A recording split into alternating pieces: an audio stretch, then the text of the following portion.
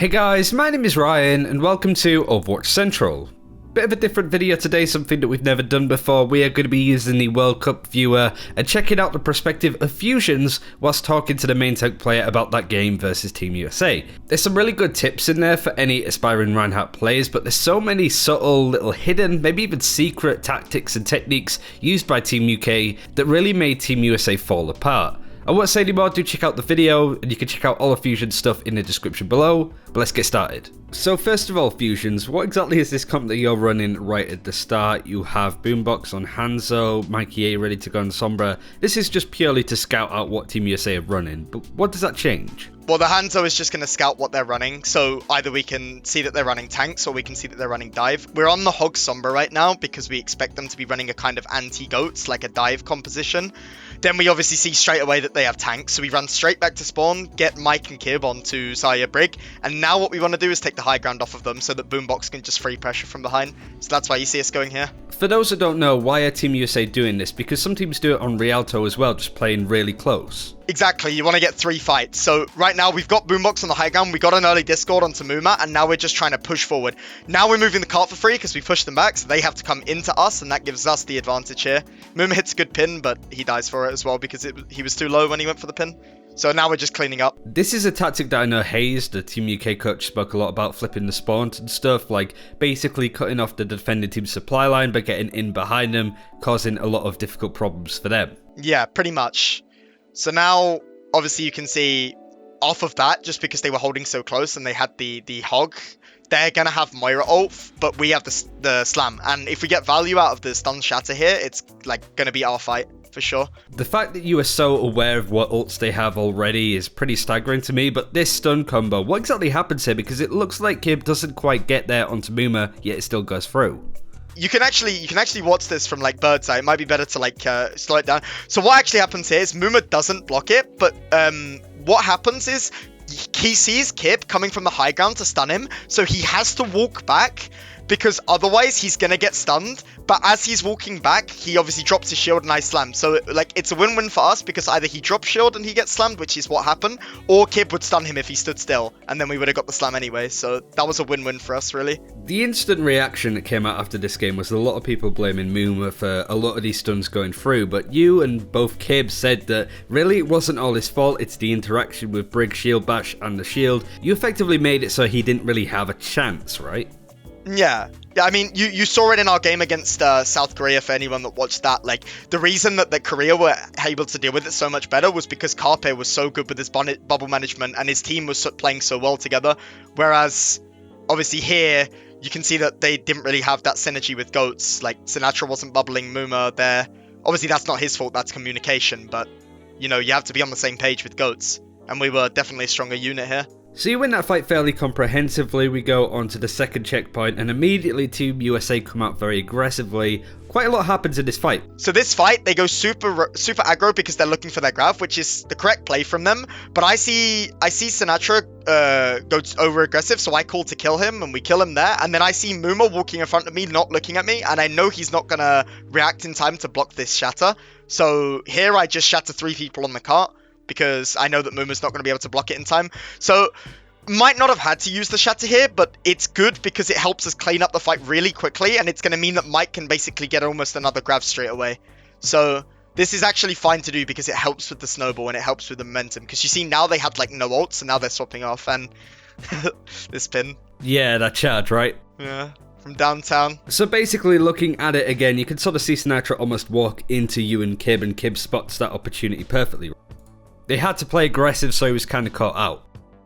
Yeah, those are the kind of scenarios that you have to be really, really aggressive. Because we see that the Zarya goes over aggressive for his grab, and we see that he's bubbling straight away. If we're just passive there and let him get a 5-man grab, they just win the fight by default. So we need to be aggressive there, and we need to be forcing them to use stuff.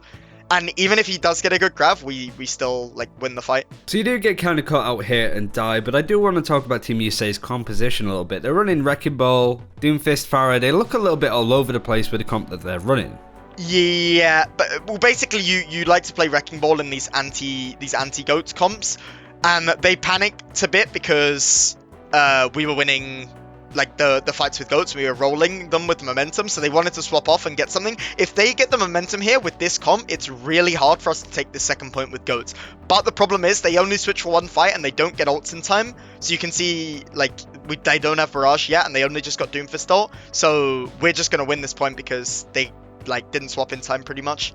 Sort of looking back through it again, I didn't realise that engagement right after the first checkpoint was such a big turning point. The fact that they were caught out being really aggressive using the grav and having Sinatra get exposed like that. I didn't realise that was a big thing, but you seem to be pretty much in control and they're in freefall.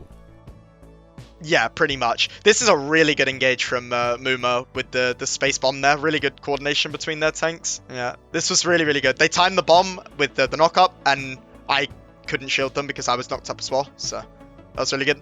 So now the tempo slowed down a little bit, I did want to ask how you were feeling when you were in this game, right? You're 2-1 up against Team USA, nobody was really expecting that kind of result. Were you quietly confident that you were able to win this one? Were you kind of nervous? Did you feel it might fall apart a little bit? What were you feeling like and the rest of the team? We were just keeping the hype up, like going. We had a lot of hype going into it, and we just wanted to make sure we were hype as possible, like keeping the comms up, making sure we're focused 100%. So here, if you like rewind a bit, you can actually see the start of that fight. So what happens here is we spot Sinatra before the fight, and we force him out, and he has to go in with Nano and waste his ult. And there, when the Doom ults, I call to everyone group up on my shield. So we group up on the shield, I block all of the Doomfist ult, only one person gets hit by it, I think. Svex loses mech, and then it's a free slam because they don't have a Reinhardt after that. So you know Sinatra's going to play aggressively with the Meteor Strike because he was nano boosted? Yeah, now we're calling like group up on shield, group up on shield. I see the middle of the Meteor Strike go down, so I block it. And then we're looking for slam because it's a free slam pretty much. So this is like clean up now. I find that crazy considering the fact that Meteor Strike is mostly used to get out of situations, that you kind of knew that Sinatra would be really aggressive with the nano boost. That to me is pretty insane. Yeah, we knew he was going to go super aggressive, but we also saw where he was positioned before the fight, so we knew exactly like where to go on him. He was sitting on like the little ledge before the fight, so we knew that we could punish him. I'm pretty sure this is the final engagement of your attack, so can you explain what happens here again, because no doubt there's some pretty nuanced plays that happen here. And you also don't have many ultimates. So basically, we don't have a combo, we don't have a shatter or a grab here, so we want to be aggressive, and we know that they're getting close to grab. We actually probably assumed he had it here because we thought he would have farmed more. So what we do is we speed straight on the Xayah here, because also, as well as we know that he has grab, we see that he used his self bubble a bit early, so we know that we can one-shot him. So we just run on the Xayah, ignore everyone else, because we know they don't have slam as well. And it's basically clean up at this point, because we already killed the Xayah, and they're not going to get back with their grav in time. So with them in the map, I wanted to ask, what was Team USA's pitfall here? What did they not do that Canada and South Korea were able to try and do against you running this competition? Granted, you didn't just run this, but this was the pinnacle, right? This was you running this strategy, Team USA trying to mirror it, and just not having the same success. I think they could have tried to adapt a bit better with their team play. Like, Korea, you really saw how quickly they adapted with their bubbles, with the way that they were playing around their Reinhardt. The amount that Korea, like South Korea, learned over the series was really, really insane. Like, they picked up on a lot really quickly. Whereas Team USA kind of felt like they played the same way regardless of what happened to them, kind of thing. They became more wary of the stun slams, but they were never really able to stop them because it felt like they just had a one-dimensional playstyle that they figured should work against us. And then they didn't really find out how to adapt quick enough. So now you're defending, and you're effectively doing the same thing that Team USA did, right? But it goes a lot better for you. Yeah, so this is the same thing that Team USA did. The difference being we just started in the bottom right because we didn't want them to see us early and scout us. We didn't think that they were going to run goats here, but they did match us. Obviously, Muma hits a charge on the wall here, so I see that I can pin him. And this is a really good fight for us because it means we're farming ults for free. It's really, really, really good to win that first fight on defense because usually it means it can stall a lot more. But I think we actually lose the next fight due to them like getting a pick on Mikey or something. Right, so this is actually really unlucky. So we almost went out on this fight. And I think I go for the slam and Cruz boops two people over the slam. because I see two people that can be slammed. I know that bubble's going to go down, but then Cruz boops them over the slam, which is just really unlucky. That's not even something you can really com. That's just unfortunate. So that would have actually been another fight win, because Smex has just killed Boomer, so we would have been able to kill 2 more people off that slam. We would have won that, but this is fine. Like, we force out Trance. We only use our slam here, so we're going to have like our grav soon. The problem is they're also going to have grav for the next fight now, so whoever gets a better grab off is going to win. So the US at this point have some pretty big ultimates, and you have some coming online, but not as many, not the big ones that are going to team wipe. So what's your plan here? What kind of strategy are you going to run? Are you just going to try and going for an eco push, waste time, or what? So we're probably going to try and fight like really fast to force their grav without using our grav. The problem is we don't see Sinatra here. I actually see him left and I call it, but then at this point we're already a bit too split because we were like scared of where Sinatra's going to be. And now the issue with this fight is, even though we did our, like we engaged correctly, our objective was to force the grav in this fight so that we could go into the next fight with our grav. And now the problem is they have grav and we don't. So this next fight is going to be basically a guaranteed win for the USA, because we have to engage through a choke into their grav, and there's no way Mike is going to be able to get his gravel first. So they should always win this next fight 100% of the time. So are you going to try and fight early to almost bait that ultimate out beforehand? Yeah. So we're running to, yeah, and then they get the graviton. It's like they're almost guaranteed to get it out. I drop shield here to die to the bomb because, I mean, it's better. But yeah, they've already capped the point, and it's better to die to the bomb there. Because they get less ult charge on their other characters. So I just let the bomb kill me instead of letting like their Rhine farm or something, even though he already has ult, but obviously we didn't know that before that fight.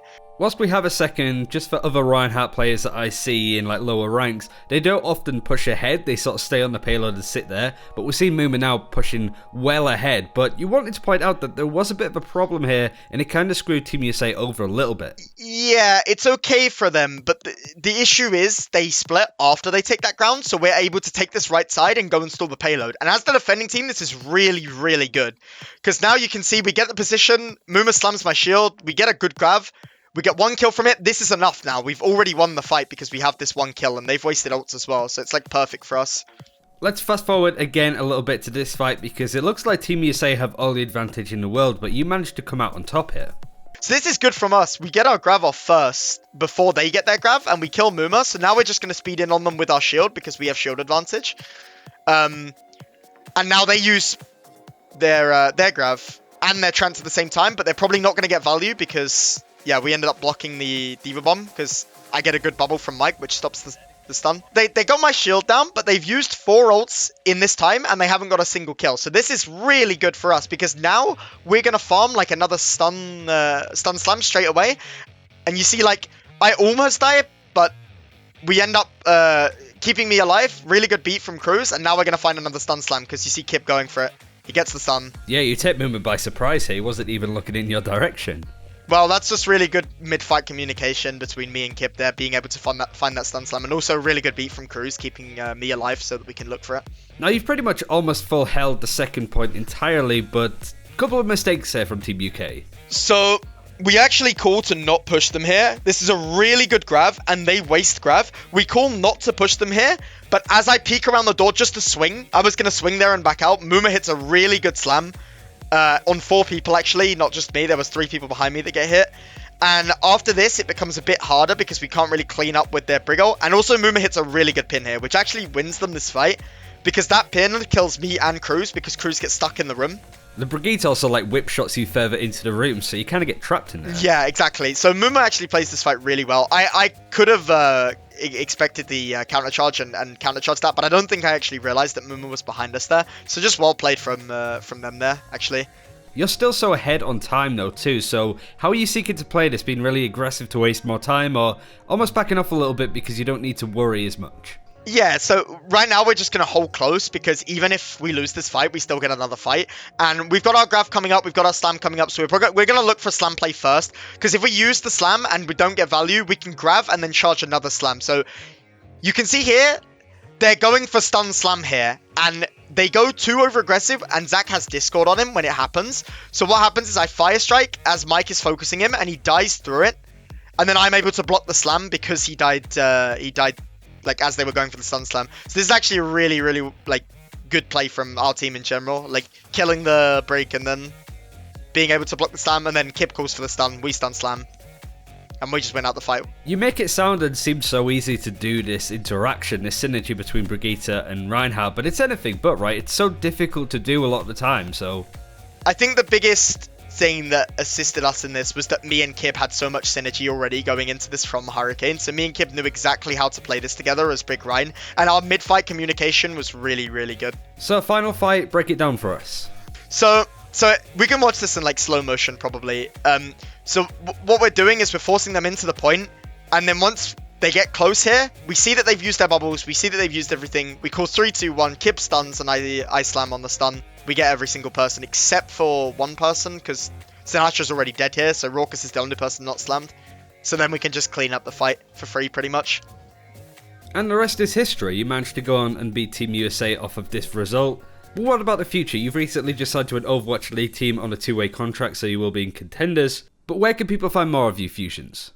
If you want to see me play, I'll be playing in NA Contenders soon with Boston's Academy team, which is still named to be announced. And obviously, if you want to see me play outside of professional play, you can see me stream on my Twitch. And I also tweet whenever I'm going live, so yeah. And that's it for this time. Thank you very much for watching. Do check out all the Fusion stuff below. And if you do want to see more videos like this, either with other World Cup games or stuff to do with the Overwatch League in Season 2, we can do it with some of the pros there. Do let us know in the comments below. Thanks for watching. Take care. We'll see you then.